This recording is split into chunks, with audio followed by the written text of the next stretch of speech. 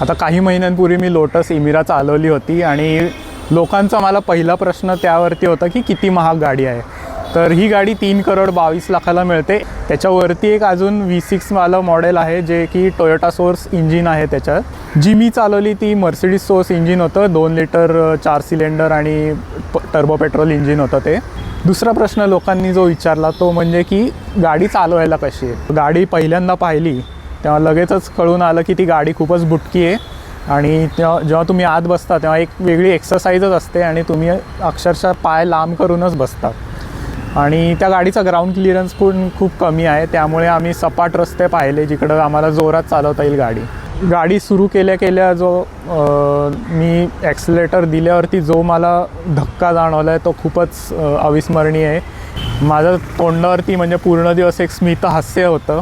Steering जे आहे ते खूपच सेन्सिटिव्ह आहे. मी थोडंसं तरी स्टेअरिंगला हलवलं, गोल फिरवलं तरी गाडी थोडी इकडं तिकडं होती असं जाणून येतं. तर हे होतं माझं काही मिनटाच्या आत केलेलं विश्लेषण लोटस इमिराचं.